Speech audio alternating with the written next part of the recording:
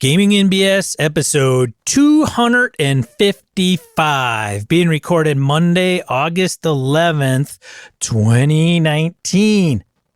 I got it right.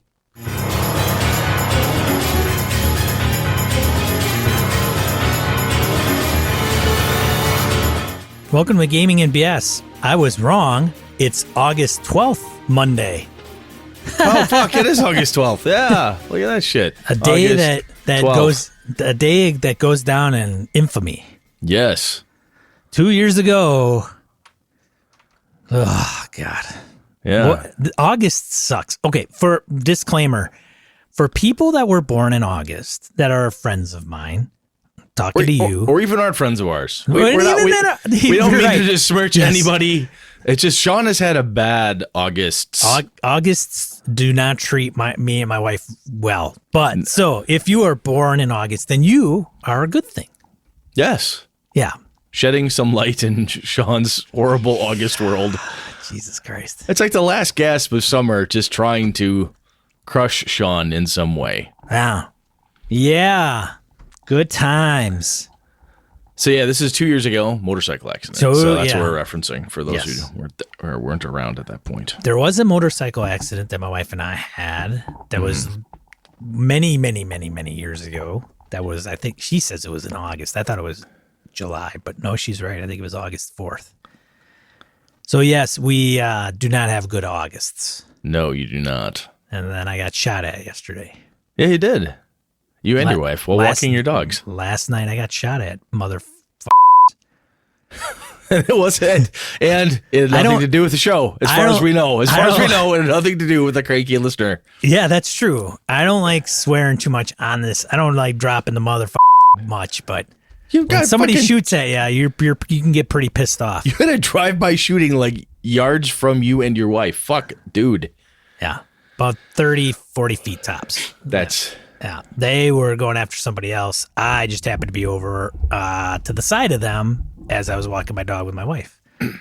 And so I decided to realize that it was gunfire and tackled my wife, put her on the ground, and my dog's smart. My bigger dog got away, but he ran home and waited for us there, which was literally down the sidewalk. My little dog's one, like, fuck that, I know that's safe. And he just boogies. Yeah, I mean, they got scared as shit. I mean, they get afraid of loud noises and car backfires and but repeated handgun fire or whatever it was, not good. Yeah, 18 shells. 18 shells is our official count, is my understanding. Good Lord. Well, yeah. So, but you are okay, and Tam is okay? Everybody's okay. There were no fatalities. There was nobody injured at all. Yeah, luckily. Even the victim, even the target, Unscathed. 4 of the people that piled out of the car running for their lives, unscathed. Unless they showed up at the hospital later. Yeah. But, so. I laughed, dude, because I don't know what else to do. Wow. I was talking to Brett earlier. Seriously fucked up. I was talking to Brett earlier because it's the first time we've spoke since this happened. We exchanged a couple messages, but, it's one of those situations where you have to almost live in a sense of denial. Like you just have to go through life like nothing's going to happen. It always happens to everybody else, right? I can go get a donut and a coffee at the store. I won't be shot doing that. It's not going to get robbed, right? Yep. I drive down the street. I'm not going to get somebody to smash into me. Correct. Right? It's not going to be a drunk driver. Mm-hmm. I'm okay. We're going to be fine. And then when this shit happens to you, you're like, what do you do to deserve this, right? Yeah. And sometimes it's an accident where somebody's just driving, not paying attention, fall asleep, whatever. Maybe it's somebody that has an illness, they have a seizure. Yeah. And they run into something. Of course, it's not their fault when that happens. Next thing you know, you're in a pileup, right? And accidents happen. Yeah. Or, and then bad things occur to good bad things happen to good people, which is really tragic all over. But I don't want to bring you all down. Everything's everything's fine. Everything's just fucking fine. Sean's a little angry about it, which you're taking this better than I would. The reason I'm so pissed off other than afraid and fearful and all that is because, one, I don't like living in fear. And two, there's this one individual that lives in my complex where this is the second time this has occurred, and he happens to be around. So coincidence? I don't know. I hang around a lot of people. Some have probably good and bad pasts and experiences. I don't get people come shooting at me. Yeah, you and I have hung out plenty. No one's tried to kill us. It's weird. On Just purpose. Strange. Right. Not that we know of. Not that we know of. They may be really horrible at it, and that's how come we haven't found them yet. Yeah, they're tripping everywhere whenever they're sneaking up behind us with an axe. I don't know. But so anyways, life goes on. Podcast goes on. We have gaming. Bad things happen to player characters, not players. No, they're not supposed to be. That's why we play. That's why we play, exactly. Let's have all the bad shit happen to our player characters. Yeah, so I can walk away unscathed. Right. So I'll rip this piece of paper up. That's fine. Yay, my character died. Like, hey, just remember this. When your character dies and it gets ripped up, just, hey, it could have been you, but no, it's your player character. You didn't get shot at today. You didn't get shot at. You didn't get stabbed. Nobody punched you in the face. Yes. Nobody mugged you. Man, it's fucking. I came into this. Well, I came into this episode thinking, hey, I had this very cool long weekend with my youngest son. Yeah, so let's talk about that. Well, how was your weekend, bro? How was it? It was great. It was awesome. I took AJ up north. We had to do some property work on our land up there, clearing of the brush. Yeah, get some deer blinds built. That was fun, hanging out.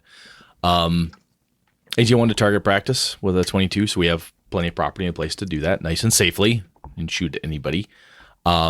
Did that. I got to do some archery practice, and AJ likes playing the Duke, so I always bring the Duke when he and I are up there, and I beat him, he beat me, and then we were like, all right, 50-50, put that one aside. Good game. They both lasted a really long time. The next day we pulled out the old Games Workshop Dungeon Quest. Dungeon Quest. That one has a timer on it. Every round you go from sunup to sundown. If you're in the dungeon at sundown, you're dead. So you got to go in, get as much money as you can, and get back out before the clock runs out. Yeah, we never made it out. I get into the Dragon's Lair, get a bunch of money, get halfway out, get stuck, and die. And then we're like, all right, second game, let's go. And because it's an old school board game, second game, I started, you're in this little tower in the corner of the castle where you go into the dungeon. My tower, each tower has 2 exits. First exit, clunk, runs me into a wall, no secret doors. All right, next exit, runs me into a wall, no secret doors. I'm fucking dead. I can't go anywhere. I'm stuck. Third game, yeah, I got halfway in, trap, died. Son of a bitch. It was fun though. We had a good time. If you read the beginning of it, it tells you up front that I think it's something along the lines of, we've done the math, you only have a 15% chance of making it. Wow. So the game it's fun, it's crazy, and yeah, good luck, kids. Type of thing. I think there's a better strategy for it. AJ and I just like to play to see what we can get away with. But there's probably a decent strategy to actually win the game. And I do, if I remember correctly, I think Fantasy Flight or somebody along those lines, where they've redone Talisman. I believe this has also been redone fairly recently. So I might pick that one up, but I love this game. It's fun. That sounds like a good old-fashioned good time. It was. Good gaming, good fun. That's great. It was awesome. Perfect. Did you get any gaming in this last weekend? Oh, God. I did. I feel bad. What'd you run? You ran or played? I ran Tomb of Annihilation online, Roll20. Had Jeff show up for the first session that he showed up for, been able to make. Uh-huh. And then Wayne Chang, Palladian. Oh, awesome. Yeah, from Manifest Zone. I love Wayne. He's a good dude. Yeah, amongst, author credits on some Eberron stuff, like Curtain Call, amongst other things. Showed up. Yeah. It was good until like Sean started getting into the Roll20 piece, and like, hey, everybody's like, I can't see my token. Moving different levels, giving permission to different tokens. Something's amok. Found out, but it took like 40 minutes. Oh, it was just killed it. I feel so bad for Josh. He shows up every time we play, and I'm just like, I'm sorry, dudes. Just a clusterfuck. It's just what happens when you start dicking with maps and tokens and blah, blah, blah. And I don't use it every day. I just felt like shit. And I still feel like shit. And I'm like, God damn it, I got to get this shit together so these guys have a good time. So everybody else listening to this would be like, hey, we got 2 openings. Well, thanks for no thanks, Sean. Well, everyone else is just waiting for the rest of the crew to knock the sawdust out of this one. God. We've talked about this before with online gaming, and this might be worth coming back to. Like, how much prep / test run work do you have to do? I don't know. I think if I was really a Roll20 aficionado, of course, none of this would be a problem. But, when you run once a month or twice a month and you don't even use half the stuff that they have, anyways, it can be very frustrating. God, I'm just a Debbie Downer, man. This sucks. I hate this crap. Well, I'll tell you what. Let's talk about something cool. Did you buy your Gamehole Con badge? Have you bought your badge? Oh, I bought my badge like a while ago. I just did while we were preambling before the show. Like, shit, I got to buy my badge. Brett. So, ran out, bought badge. Oh, congratulations, Brett. So, Gamehole Con apparently had a bit of a snafu. No. Yes, where people had... Basically, events got overbooked. What? Yes. Jen Brinkman tried to get in one of my games, got overbooked, and then credited back, and bit of a problem there. Bit of a technical snafu, I understand. I am curious as to how they do the wish lists. Yeah, I don't know. And I had a small conversation with Jen and somebody else, and I'm like, it sounds like, a code problem, or it may be, holy crap, so many people, it didn't scale right. I don't know. I'm absolutely freaking guessing with that. But, yeah, that sucks. That type of thing happens. Those technical glitches. You and I have bitched about, Gary Con in the past. They fucked this up. They fucked that up. And it's frustrating as shit. Sure. When that stuff happens. So I feel bad for people who had that problem. Yeah, and I thought it went off without a hitch. It's unfortunate to hear that stuff. People still say it's a great run con, and there's, it's stuff like that'll happen. Yeah. It goes back to what we were saying earlier. It's like, that doesn't happen to me, and that sucks it happened to you, but I was good. I got my events. Yeah. And then it happens to you, and you're like, son of a bitch. This freaking sucks. I'm, pissed off. And yeah. Well, shit. It's unfortunate. Yeah. The cool thing, though, that I look at this, and we talked about this a little bit last time, where I'm becoming a little more forgiving, and not just because it's Gamehole Con, our second most beloved of all cons. No, I'm kidding. We love it. We love the con. But even Gary Con, I can see them trying to make improvements. At the end of the day, these conventions do not make metric shit tons of money.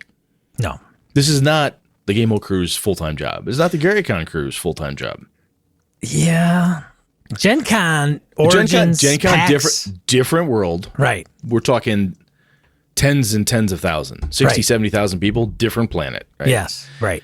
EverCon, every once in a while someone say, this quite didn't work perfectly. I'm like, fuck, well, make a note, try to fix that next year. It's tough. It really is hard. And most of the folks, like myself, who are running a gaming con, you're doing it to the best of your ability, given very limited resources. And people say, Gamehole Con or Gary Con, they make all this money. After they pay the bills and cover the guests and do all the things, it's not fucking cheap, people. It is not cheap. Anyhow, as long as I see improvements and not like, that sucked. I'll try it again. It still sucks the same way it always has. That's the frustrating part. Yeah. So I'm positive the Gamehole team, Alex and the whole crew and Josh and Royce and that guy and those guys, they're gonna find the problem. They're gonna fix it. And next year, this won't be a problem. That's how I see it. It's just that easy. Yeah, I think it is. Anyway, speaking of cons, though, evercon.org. You can pre-reg now. You can get your badge. It's cheaper now if you do this as opposed to waiting to get it. You can submit events. And we still have some room in our vendor hall. So if we've got people who are looking to show up, that would be great. I'm talking to a couple different potential special guests. We don't have a huge budget, but I'm trying to see what I can finagle and pull together. A buddy of mine, my buddy Nick, is running a big Warhammer 40K tournament. And we're going to get some details and post it up on our various social media components so that people can learn about that. Because I know we got some Warhammer 40K minis folks out there. Let's see. So that's coming. Evercon.org. Check that out. And my Avalon Kickstarter update. I showed Sean my stack of 15 Streets of Avalon hardcover books. Oh, yeah. Hang on. Oh, the new book smell, man. That's good stuff. It was really amazing to hold a gaming book I wrote. Other people out there listen to us, they're like, yes, I've written many books. I've written a lot of things. I have not. The last two things I wrote besides this were software manuals. And those do not, let me tell you, have the same oomph as a product I really loved and I loved working on so much. So this is really, really cool. So neat. The print-on-demand coupons, all that stuff are going out shortly per the update from our Encoded Designs friends. So, yeah, all things, it's looking great. I'm super happy. Love it, love it, love it. Got enough for my kids and a couple special friends of mine. I think I'll have a couple extras drag around. Probably keep one or two for myself just so I can have them. You could bring them to GameholeCon and sell them. I don't know. Actually, I'm going to talk to the Encoded Designs team about that, saying, "Hey, can I get some copies that I can bring?" Yeah, and sell. So yeah, working on that. I'm just spitballing here. Yeah, no, it's totally it's on the Phil, Chris, and I have talked about it. We just need to make it happen and figure out the plan. Yeah. So speaking of cons and different ways to communicate and so forth, Sean, we've been bantering back and forth about potentially doing forums. Have you made any progress on the forums? I've seen some people say, fuck that, and other people are like, go to MeWe. What's wrong with you people? In the last episode, I said, hey, we're going to reference that. We never did. So at the end, when I was editing the show, I said, hey, we said we were going to talk about it. We didn't. We realized that. And then I said, as far as the last episode 254 in August of 2019, I said, hey, we're holding up. You've been heard. Thanks for chiming in. There's probably 60% of the people kind of weighing in on Twitter that was kind of in favor for it. 30% not so much, which is fine. That's a pretty good ratio. I don't think everybody's going to be on board. I don't know if it was as well received. Well, I don't know if it's as big a deal. I mean, to some there it is. Like, hey, I know a couple people are like, yay, yes, please, and then but there was kind of a wishy-wash.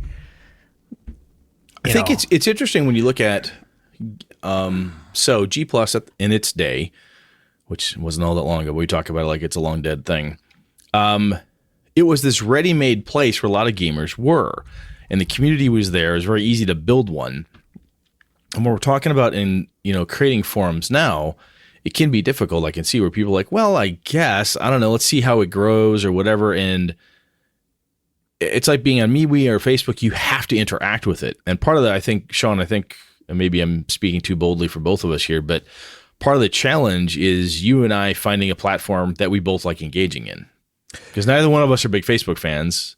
We both do okay on Twitter. What is that? Both is that of part which, of it? well, both of which are different. Yep. Yeah, they're just not the same.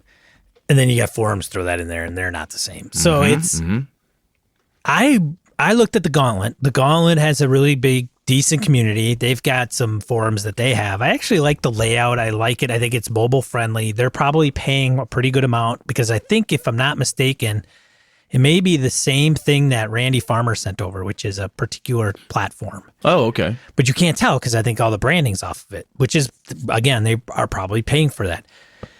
It does interest me. I would much rather have a community, and I would go to that. Like, I would go there as frequently as I did Google Plus. I would probably go there more. I know I would go there more than Facebook. Yeah. Twitter is kind of a little bit different. Like, I would go there for a different reason than I would. Well, Twitter's a hey right now, right, versus a which is kind of an Instagram thing. It's a hey right now this is happening, right, versus hey I posted up a thought. I'd like to hear what y'all have to think about. I'm gonna go back and check it out. Say about this and review and whatnot. Another option could be like a Reddit. Do you get a subreddit or something? Well, we do have a subreddit, but we don't. We have to use it. We have to use it, and we have to partake in it, and it's subreddit, and it's Reddit. So the problem with Reddit and Twitter and Facebook and Google Plus and everything else that's owned by a third party is it's owned by a third party. Yeah. So if they say screw off or change their terms and conditions or fold it up, thanks Google. Not that we've seen that happen. Then that's done. It's gone. So Anyways, the gist of it is we haven't made a decision yet. There we go. And I know the different personalities that are going to show up on the forums. We're going to get the ones that what I would consider type A's that are always going to participate. They're always going to comment. They're always going to put stuff on there. Always. You've got lurkers, type A's. You have lurkers. Right. And they're going to be the ones that they will read all of it and you'll never know it. Yeah, well, it's like having a listener for our podcast, which we know we do. True. Yep. Who don't interact with us, which is absolutely fine. Yeah, no, that's perfect. Totally legit. Yeah, not perfect, but it's good. Yeah. Fine. Yeah. And then some that just don't deal with any of that, which is fine as well. So so that's kind of the deal. And then you have to kind of accept that this person's always going to chime in all the time and they're going to have an opinion. And how do we handle that? And why is it going to turn people away and all this stuff? Like, I know I've seen it. Yep. So it's something we have to look into. It's not a no. Well, we got some hangout time this weekend, dude. So hangout time? Yeah. No, not like in-person, face-to-face gaming this weekend, you and I. So that's right. Right. We'll do some of that and we'll chat about it. Yeah. Let's move on. Yeah, we should really get into some shit here. Holy crap, we've been talking far too much about shit no one cares about. Yeah. All right, random encounter. All right. Okay. Random encounter. Who wants to start? Oh, let me see. I can start. Let's see. Jared Rascher on Temple of Elemental Evil. Oh, God. Jared knows his stuff. We could be in trouble here. I agree with Sean. Ooh. What? Hold on. Get a little something there. A little love for that. He continues. Why he continues after that turd. I don't know what the point is. Probably just wrap it. Just wrap it right there. Jared, that's a wrap. That's a wrap. And we're done. Way to go, buddy. Good night and good gaming. Okay, so when I first read Keeping of Borderlands, I had no idea what to do with it. It scared me away from the published adventures for a while. It wasn't until Marvel Superheroes and Isle of Dread that I, quote-unquote, got adventures. I picked up the Goodman Games 5e Into the Borderlands, thinking it might have different feelings about the adventure now. Even after reading the history, the thing leaves me cold. I realize part of the social contract of D&D is that you are adventurers and that you will take the hook. But a lot of older adventurers feel like the hook is, you barely know anything about this place, but it's the only site I'm presenting to you. Go look under some rocks until you find a plot. Dude. Spot on, man. Hashtag frickin' nailed it. I would argue with you if I could. I think some modern West Marches style games overcome this because the rotating cast implies there's an adventure culture in the area that you're participating in that gives you a drive to find fortune and glory because there's a group of people in the area building an economy around that concept. Maybe if the Keeping of Borderlands had a few adventuring companies instead of just a shady priest waiting to screw you over, I might have gotten it. You know, Jared, one of the things I really liked when my buddy Eric Schaefer buys the Forgotten Realms, the first box set. The infamous, the notorious Eric Schaefer. Yeah, the Schaefster. We used to. Side note, if you may hear me mention this at one point, but one Schaefer minute is equivalent to 7 normal human minutes. Eric was perpetually late. I did the math, and I was right 90% of the time. Anyway, love you, Eric.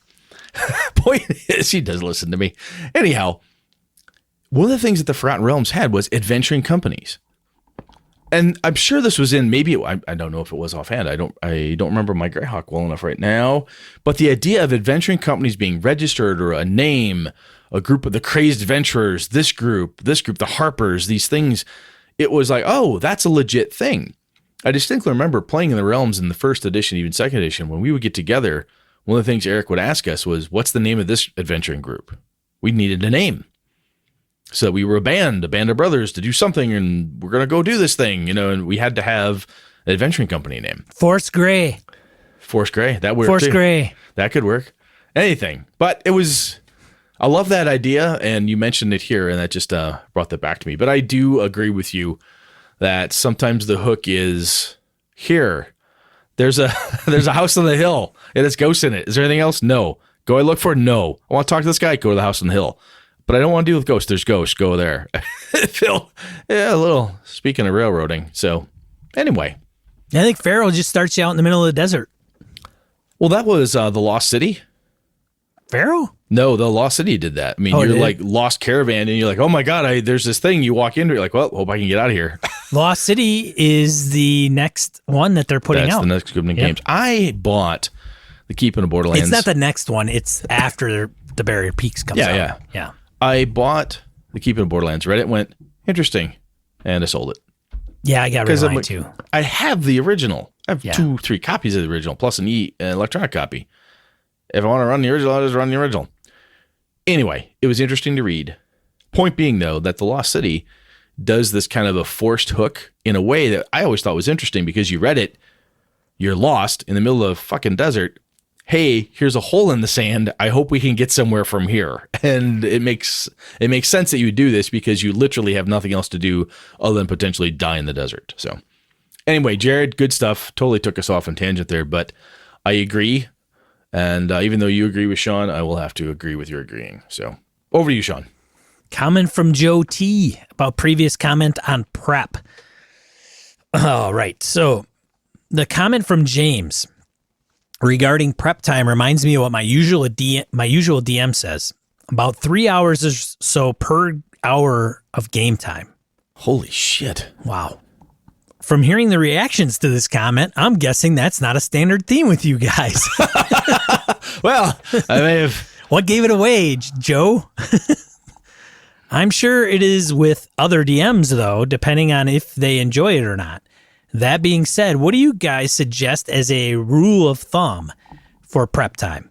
I know everyone learns differently, but for someone that knows the game system and has all the pieces needed for mapping terrain and monsters. Also, I'm guessing if you're going straight from a module book that it would take much less time to prep than if you were creating your own scenarios. And then he says there was an edit. I think he came back because he realized something. He says, I typed this up as the question was still being read because it was something I'm interested in as well, and didn't realize he was going to ask you guys to touch on prep time as well. So make that 2 of us that want to know. Yes, that is a topic. So, Mr. Joe, we have that in the topic hopper that's coming. We're going to cover it there because I think there's some good meat to chew on that bone. So we'll crunch through that. So you set like the old cooking timer. Set the egg timer. Crank. And then you go prep. And then when it rings, you're done. You're done. Oh. The trick is, how far do you set it? 15 minutes till it's well. It's like baking. A little bit, yeah. And if you fuck it up, the cookies taste terrible. Right. There you go. So, hey, don't undercook it because you may get salmonella. You from cookies? What kind of cookies are you making? Well, baked chicken. Wait, what? What the fuck is going on? Baked chicken. All right, we're moving on.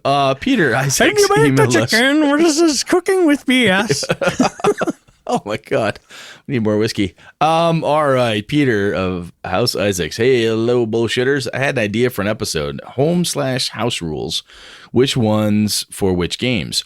Why they make the system better? Any bad home rules that past GMs used? Maybe a home rule that works across multiple systems? Thanks, Peter.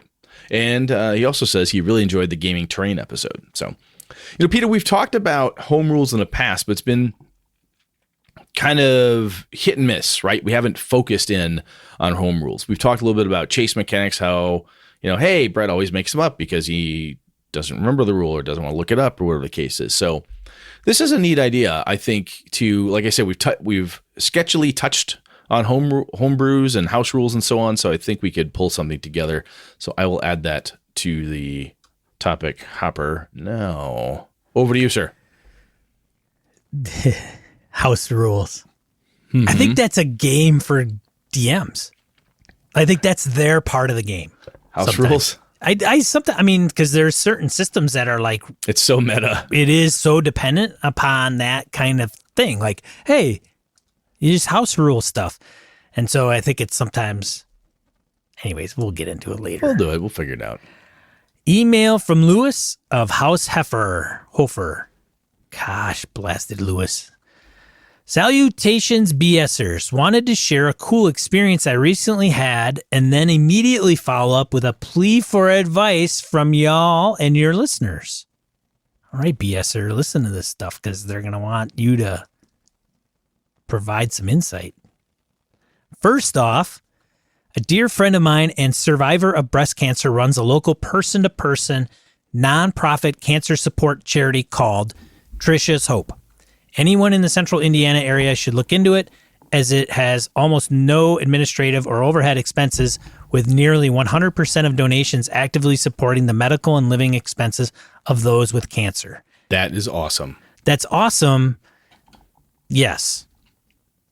Keep going. Sorry. That was cool. Yeah. Keep rolling. Trisha's Hope has this amazing fundraising concert and silent auction each year in August. This year, after running convention games, I decided to throw my hat into the ring and offer my services as a game master for a role-playing party as a silent auction item.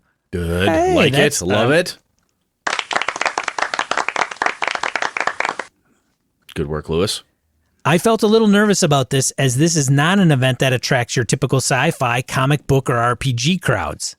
Oh, I can relate. Yeah. No, I can see that, man. Yeah. Still, Trisha thought it was a very fun idea and assured me she wanted it in the auction. At the auction, there was a decent bidding war going for the RPG game night, and in the end, it went for $210, with one of the losers offering to pony up the winning price if I would run for her and her friends as well. Holy crap, $420, dude. That's awesome. Yeah, there you go, twofer. Well done. Moral of the story. Gaming is so mainstream now, more than ever, and possibly more than it will ever be again. So if you're out there and could do something similar to raise a little scratch for the charity of your choice, I hope you're encouraged to do so. That's a damn good idea, man. I'm glad you brought that to our attention, because I was like, uh-oh, we're getting off on something, right? And then all of a sudden, whoop, there it is. There's the gaming piece. That is really, really cool, Lewis. Well done. Well done. That's awesome. Now the dilemma, fellas. So the winning bid is for a group of all women. Cool. All right. I've GM'd for tons of groups, and this doesn't scare me, but the largest split I've ever had was 3 women in a group of 7. I know some folks will say that women and men game the same and want the same things in a game, but I have suspicions about that. Put plainly, my question to everyone is, do you think there are facets about the role-playing experience that are more exciting / enjoyable to women, take on average, that is things I should try to lean into more while writing up a custom adventure for this group? I would love to hear from everyone, especially female listeners. In the same breath, please do not read any latent chauvinistic perspective into this. I plan to have a game that offers what a typical game would. I just want to make sure to hit high notes where they would be most appreciated. It's great to listen to you guys. Thanks. I'll tell you, man. So if you want to dig back through, find our Paige Letman episode and listen to it. Paige knows a lot of stuff about gaming, has a really good perspective. I can tell you from having run for my daughter, a bunch of her friends, I've run for lots of women over the years. I have yet to find a group of female gamers that will not get into the exact same things that guys do, from my perspective. I played with female gamers who are power gaming, murderous bastards, just like everybody else. I played with women gamers that are great thespians. I played with women gamers that everything in between. You name it, they're out there. One of the things that I would do is that you can ask the people you're going to be playing with, saying, hey, have you ever played before? What types of things do you know fantasy? Do you know Dungeons and Dragons? If, based on their answers, that will help guide you. Have you watched Game of Thrones? Yes, I can't. Yes, and I can't stand it. Oh, yes, we all love it. We watch it together. If it's a group of friends that all love it and they watch it together.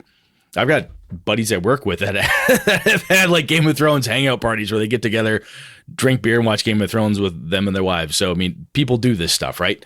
So you can, honestly, I would ask them ahead of time saying, hey, what type of stuff do you like? Have you seen The Lord of the Rings? Have you played Skyrim? Any question you would ask a group of guys, you are free to ask that same group of women for what they're into, things they like, and use your skill as game master to read the table and see what they dig into. Yeah, I think that if you were to run this for all guys, you have a perspective being, I would imagine, Lewis, a guy. And that's why you're asking this. But I also think that guys have different. There's guys that prefer a certain thing in their RPGs, and some guys don't. I got one guy who does not want to game with my group right now, my home group, until we go back to Amber Diceless or the old school vampire stuff, because he does not enjoy any hack and slash D&D style stuff. He does not give a fuck about any of that. Yeah. If it's not a psychological thriller, he is not interested in gaming. In fact, he would go so far as to say anything less is lesser gaming. He's quite outspoken. But you know exactly where he stands. Oh, yeah. Because I asked him and he told me. Right. So don't be afraid to just put it out there like you would any new player. Yeah, especially if they're new. If they're not new, have you ever played D&D before? Yes, we did in college. Oh, yes, we did last week. Or my son plays it. Or my daughter plays it with a group of her friends. Or yes, we play all the time. I don't know what this group of all women is, and they may well be gaming fanatics. Right. That knew a damn good deal when they saw one. Free GM. You might have or a table full of female game masters you never get to play. Right. And they're like, oh my God, all I have to do is pay this dude $200 and he'll run a game for us worth every penny. And right? the money's going to charity. And the money's going to charity. I mean, that's a deal. Yeah. So I would do that regardless who you're playing with. Absolutely. That's kind of the lesson. So you're trying to be sensitive, which is great. But at the same time, to take out the gender, and you could just bring up a questionnaire and put it in front of anybody you would normally run for that isn't like your home group, and you'll be fine. Yeah, it would be my initial take. Same here. When I run at a con, I will say, when I first started running with I knew Kevin for a long time, but I first started running with Andy, Chris Nizak, and Tom Flanagan. I said, okay, is there anything none of you can stand? Those are the podcast all-stars, ladies and gentlemen. Just so everybody knows, those are the names behind. Yes. The Wednesday evening. Podcast all-stars. Podcast all-stars. That's right. But I asked them, hey, is there anything you don't like? I got a few things. Hey, don't hurt children. Don't do this. I can't stand this. I don't like that. Right. Like veil out X card things. I also had things like, I don't like this type of adventure. This is boring. If you ask the same types of questions, and you may get this group of people, if they've never played before, these ladies or the guys or whomever you're grabbing onto may say, hey, I don't know. What kind of thing do you usually run? I don't know. I've never played. What would you recommend? Whatever you recommend, they're going to go into. They're going to try it. You can do a dungeon crawl, start in a town, go to the dungeon, stop the goblins, and it doesn't matter the gender of the people playing at the table. It really won't matter. No. And honestly, I mean, it's a one shot. And if you're a game master, you've done this a bunch, you look at the table, read your table. And if you see people are like, look, when I first ran for my daughter and some of her friends at school, the one girl was like, we want to talk to everything and so on and so forth. Her twin sister, her legitimate, biological, identical twin sister was like, murder the fuck out of everything. She's like, nope, it's a monster. It needs to die. Her sister's like, come on, we should talk to it. Nope, kill it. It's a monster. It has to die. And on the flip side, you got my daughter who was trying to have her character skin the goblin so she could wear its hide as a distraction. So anyway, as Ray Otis was fond of saying, apple tree. Brett, what did you expect? Anyhow, I would treat this group of ladies as a group of gamers, quite frankly. Yeah. Ask them what they're into, what types of things they want, if they've played before, all those intro questions, and glean what you're going to do from there. Yeah. And I think you're going to have a good time. Yeah, and they'll play their character any way they feel that is up their alley, like they prefer. So that it'll come out during play, which is great. But now, having said that, you pose that to every listener that we have. So, listener, if you are picking up what he's putting down and want to chime in with any advice, let us know, and we'll read it off on the next episode. So, yeah, feel free. Good luck. And I'll tell you what, Lewis, when it's done, let us know how it went, man. Yeah, absolutely. Because if this is cool, you raised potentially $420 for an event. That's awesome. You may be running for 2 different groups. That's really cool.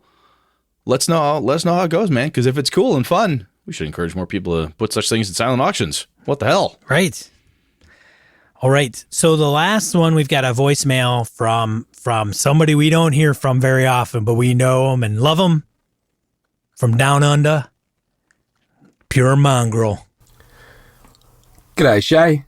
This is Paris Conti, the Pure Mongrel here in Geelong, Australia. Mate, just first of all, a big shout out and thank you for your podcast. I'm a huge, unashamed, huge fan. As someone who loves to look at the reason why people play role-playing games, what it means to the human experience and the whole philosophy behind the role-playing experience, I'm a huge fan. It's very rare to find someone that's actually looking at the hobby from that angle, and I find your approach very refreshing. So thank you. Mate, I've got a question for you. So the question is, how do you set the expectation for your players in your game? And by that, I mean their responsibility or their role within the game. So this bit of context, I work with a lot of young people.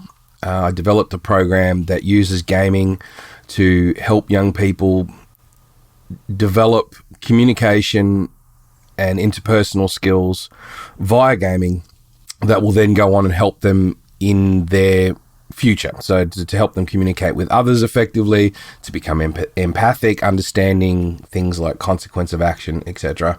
And my speciality is using role-playing games to do that. We do also do video gaming, wargaming, and board gaming to do it, but role-playing is my baby.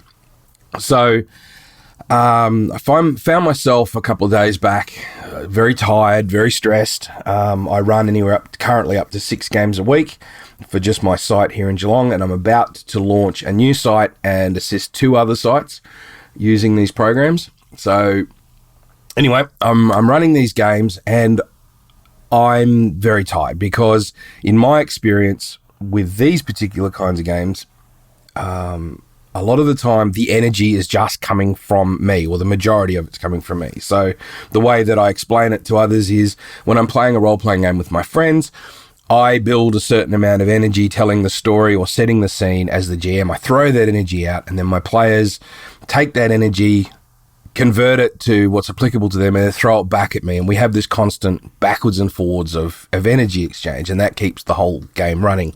It's part immersion, part enthusiasm, etc.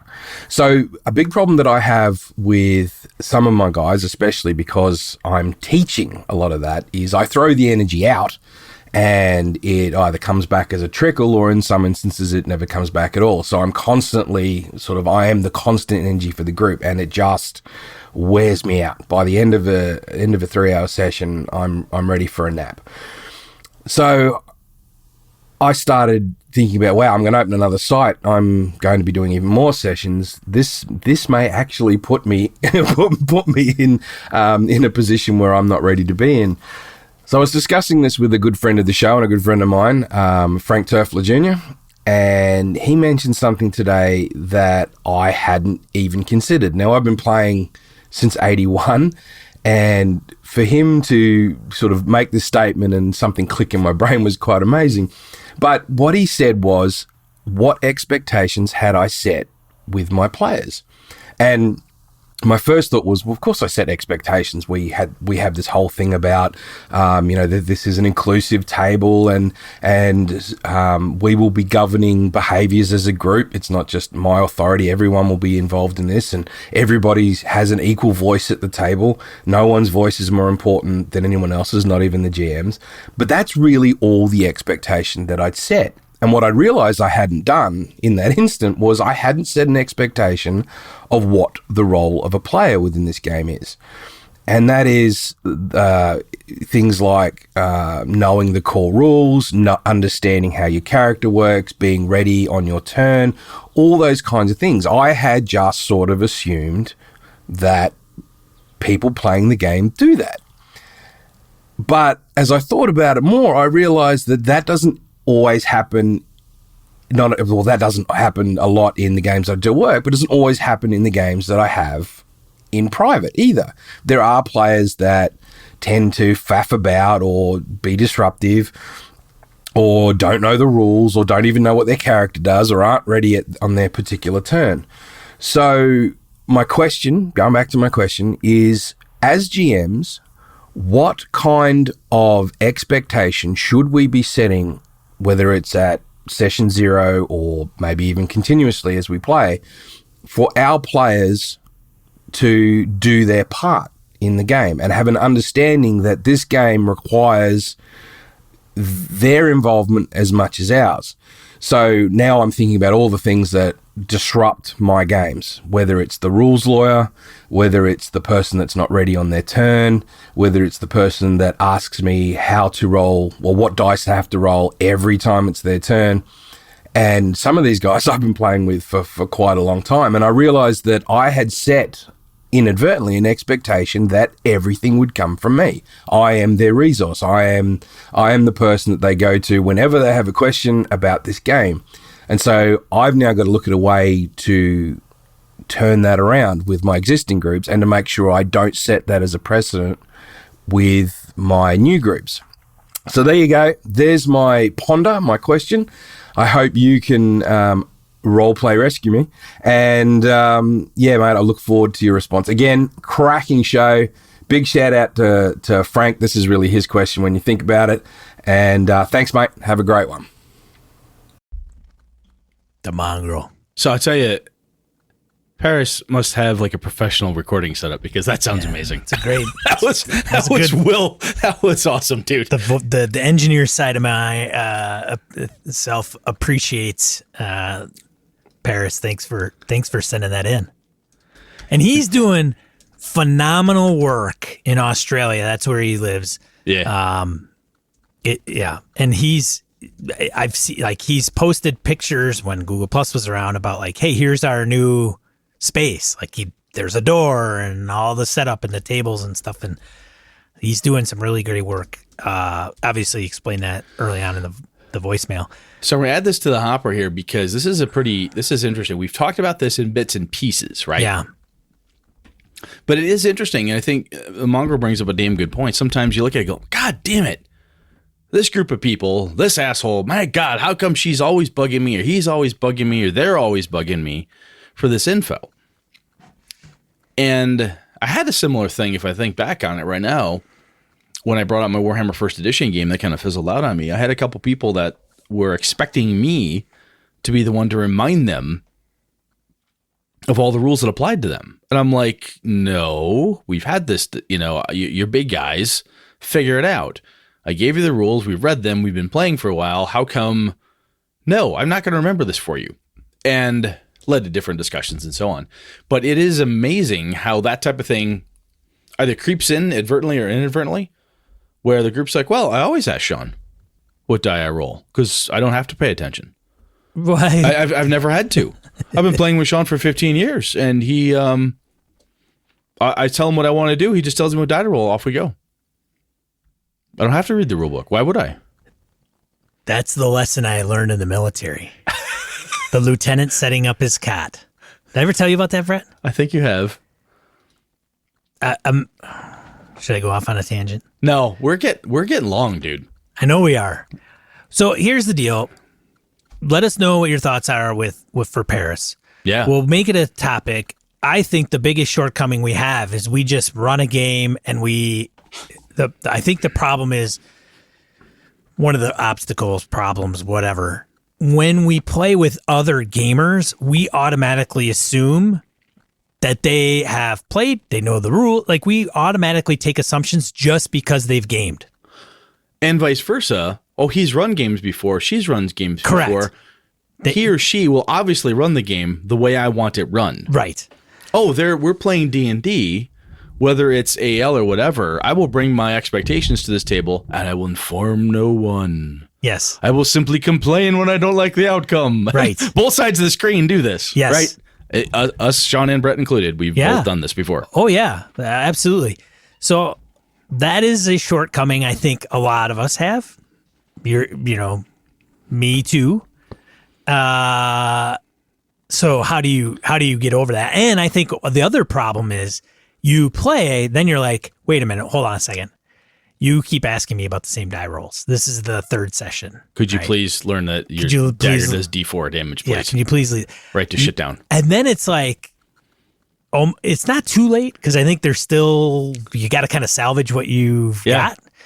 But there's so many things that you almost have a huge long checklist. And then when you do it up front, it's kind of like, well, that's a little pretentious. Yeah. And there's also this piece where, why is it so hard? Why do we take it so serious? Why can't we just sit down and play? Why can't we just sit down and play? Used to? Yeah. Because you can't. Because I'm not 12 anymore. And if I remember back to how we just sat down and played, a 5-hour session was at least an hour and a half of bitching. Or it was...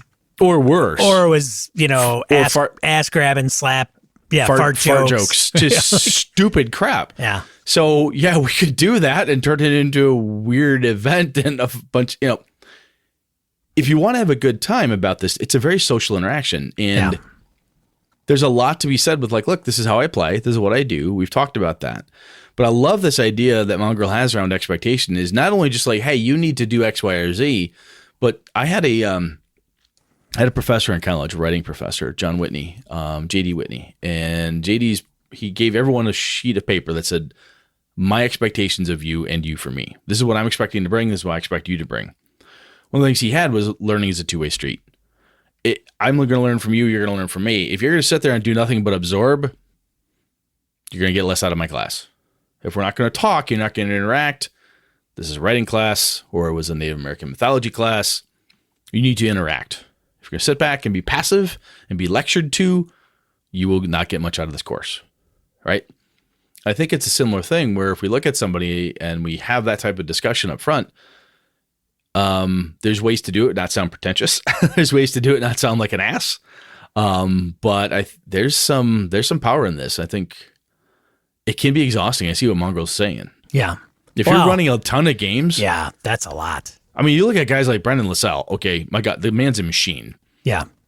So LaSalle, I mean, oh my God, the DCC stuff. But he has so much energy and whatever, and he's into it, and that's not everybody can do that. No. So yeah, there's some good stuff here. I think we need to tear into it a bit more. So we're very interested to see what other people have to say. Yeah. So Sean, we are at damn near an hour. So I think I'll tell you what we're gonna have to do. We're gonna have to call this one random encounter. That's fair. And we're gonna have to because we were called out on this before, and it was a damn good point. We would give short shrift to our topic, which was going to be art. Yes. And art is very important to the game, and I don't think it would do us well if we skim through it. Said, yes, art is really important. It needs to be representative and seen. That's not good enough, man. Yep. Nope. That's fair. But are we talking about D&D art, or are we talking about art in RPGs? I want to talk about art in RPGs. Now, D&D, as we've said, is like the big gorilla, right? Yeah, it is. So it's going to come up as a reference. But when you think about, how did the art on the cover of Star Frontiers was one of the coolest things I'd ever seen. That made me want to play a sci-fi game. That's Elmore. I know it is. And you look at how that's influenced other things within the genre, right? When Tolkien did not describe hobbits as having pointed ears. Guess what hobbits have in the movies, though? They have pointed ears because of the art. Oh. Right, that type of thing. It's crazy. Hildebrandt did it. Yeah, blame Hildebrandt. Goddamn Hildebrandt. But anyway, point is, there's a lot to be said about art in RPGs. We are not art critics by any stretch, but we'll give it a damn good shot, and I think we need to do it next time. Fair enough. So given that, die roll was set up for art. Mm-hmm. And so obviously our main topic as well. But yeah, well, we commented quite a bit on the random encounter pieces. Like we actually had stuff to say. So yeah, it's not always the case. All right. So we'll skip die roll. We'll call this random encounter again, but you have been tasked with a couple things, and about getting back to us if you are so inclined to provide any guidance for Mongrel, which we'll talk about later down the road, or even Lewis and him running for an all-female group. If we missed it, or there's other things that could be added to either one, let us know. Die roll skip. So, okay, we already said that. Reviews, Medical Ohio. Thanks for the review on Apple Podcasts. Yep. Appreciate it. The positive one, not a 1 star. So thank you very much. And then next time we'll talk about art and RPGs, which I'm going to have to do more homework with because I was focusing more on D&D. That's all right, man. We'll be good. All right. Anything else, Brett? No, I think we're good.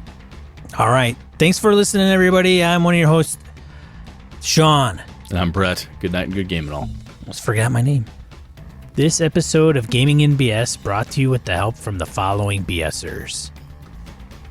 Graham Miner, Corey Wynn, Hawk Sparrow, Larry Hout, Mark Tasaka, Pure Mongrel, Chris Steele, Ron Bishop, Thomas Hook, Wayne Humphrey, Craig, Brandon Barnes, Laramie Wall, Dan LaValle, Jason Hobbs, Sky, Roger Braslett, John Hammersley, Old School DM, Perry Besor, Michael Dinos, Jim Fitzpatrick, Christopher Gray, Bruce Cunnington, John Kayward, Corey Gonzalez, Eileen Barnes, Robert Nemeth, Niall Diamond, Angus, Howard Bishop, Stefan Dragonspawn, Eric Salzweedle, Mark Anthony Benedetti, Trevor Davis, The Closet Gamer, Jeff Goad, Aaron Coleman, Ray Otis, C.W. Mellencamp, Craig Huber, Rich Wishon, Old Scoozer Role Playing, Jared Rascher, Sean's boyfriend in the Niagara Falls area, Mithran of the Velvet Shade, Chad Glayman, Finolf, Merkel Froelich, Lord Tentacle, Joe Swick, Curtis Takahashi, Josh Wallace, Kevin Lovecraft, Andy Holson, Tony Sugarloaf Baker, Jeff Seifert, and Aaron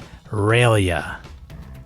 For ways to support the show, head over to gamingnbs.com/support-us.